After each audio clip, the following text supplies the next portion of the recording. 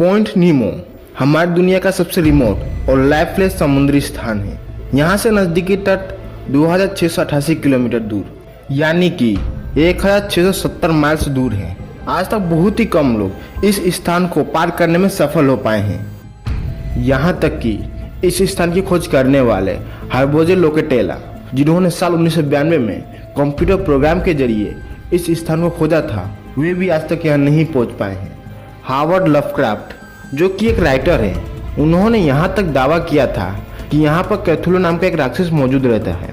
हालांकि उनका दावा कोई साइंस फिक्शन से कम नहीं था, लेकिन 1990 के दशक से हो रही शोध में वैज्ञानिकों ने कहा कि हमारी दुनिया में मौजूद कई ऐसे अनयूजुअल क्रिएचर हैं जो किसी भी जटिल परिस्थिति में रह सकते हैं और पृथ्वी के इस रिमोट एरिया में भी कोई ना कोई जीव रह सकता है। आखिर ऐसा कौन सा जीव रहा होगा जो इस डेडलिएस्ट और लाइफलेस समुद्री स्थान में रह सकता है। साल 1997 में वैज्ञानिकों के लिए पॉइंट नीमो से पहली खतरे की घंटी तब बजी जब रिसर्चर्स ने यहाँ के साउथ पैसिफिक रीजन की वोल्केनिक एक्टिविटी की शोध के लिए एक माइक्रोफोन समुद्र में 3218 किलोमीटर नीचे भेजा।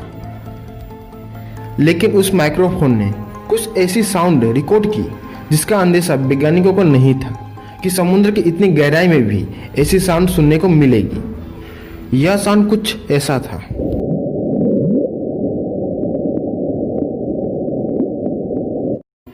वैज्ञानिकों ने उस डरावनी आवाज को द ब्लू नाम दिया। हालांकि उस साउंड के ओरिजिन का पता उस समय वैज्ञानिकों को नहीं चल पाया था। Marine environmental laboratory of the national oceanic and the atmospheric administration के विशेषज्ञों ने उस डरावनी आवाज को सुलझाने के लिए काम शुरू किया।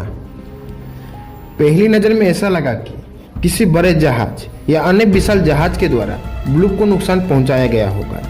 लेकिन आश्चर्य की बात तो यह थी कि उस दिन पॉइंट नीमो के आसपास कोई जहाज नहीं था और इस रिमोट इलाके में कोई जहाज जाता भी नहीं था। लेकिन वैज्ञानिकों ने अपने दूसरे मत में कहा कि यह आवाज किसी व्हेल या कि जायंट स्क्विड का हो सकता है।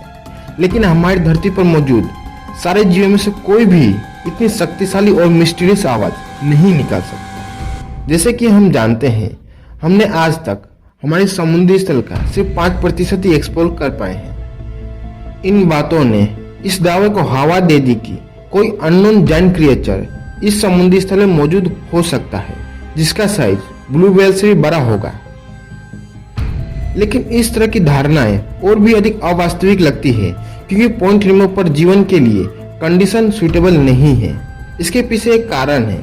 पॉइंट नीमो 2 टेक्टोनिक प्लेटों के ऊपर मौजूद है। गर्म पानी और खनिजों को बाहर निकालने वाली हाइड्रोथर्मल वेल्व इन प्लेटों के नीचे मैग्मा को लगातार बढ़ा रही है और इतने जटिल वातावरण में किसी जीव का होना असंभव है। कुछ साल पहले Max Planck Institute for Marine Microbiology के कुछ जर्मन साइंटिस्टों ने पॉइंट नीमो में जीवन की तलाश के लिए एक शोध किया।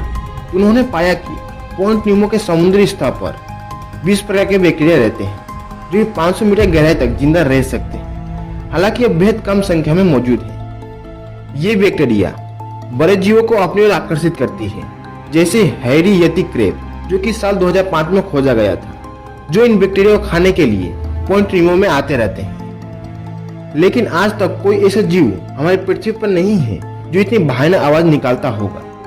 वैज्ञानिकों के अनुसार लगभग 250 फीट यानी कि 76.2 मीटर लंबा क्रिएचर, जो कि ब्लू व्हेल की लंबाई से 2 गुना से भी ज्यादा है, इतना बड़ा जीव ऐसी आवाज निकाल सकता है। दुनिया के वैज्ञानिकों ने खोज को आज भी जारी रखा हुआ है कि आखिर ये साउंड समुद्र की इतनी गहराई से कैसे आ रही है।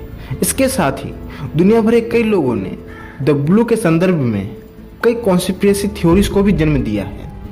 वहीं हावर्ड लवक्राफ्ट के फॉलोअर्स ने यहाँ तक कहा कि कैथुलो नाम का जानवर आज भी मौजूद है। इसके साथ ही कई लोगों ने किसी अन्य मिस्टीरियस क्रिएचर से जोड़कर देखा जो अन्य दुनिया से संबंध रखता है।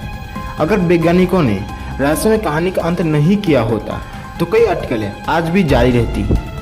भूकंप वैज्ञानिक रॉबर्ट जैक और ओरेगन नेशनल यूनिवर्सिटी के अनुसार द ब्लू अंटार्कटिका के ग्लेशियरों में दरार के कारण हो सकता है, क्योंकि अंटार्कटिका में अक्सर आइसबर्ग टूटकर समुद्र में गिरते रहते हैं और उसके कारण कई साउंड उत्पन्न होती रहती है जो कि सैकड़ों किलोमीटर तक सुनाई देती है। दुनिया की कई स्पेस एजेंसियां पॉइंट नीमो का उपयोग अपने खराब हो चुके आर्टिफिशियल सैटेलाइट्स और स्पेसक्राफ्ट को दफनाने के लिए करती हैं, जिसके कारण पॉइंट नीमो को स्पेसक्राफ्ट के ग्रेवयार्ड के रूप में भी जाना जाने लगा है। लेकिन वैज्ञानिकों के पास आज भी कोई ठोस प्रमाण नहीं है कि ये साउंड आखिर किसकी थी या फिर किसी अननोन क्रिएचर की आवाज थी। आप इसके बारे में क्या सोचते हैं? हमारे कमेंट बॉक्स में जरूर लिखें।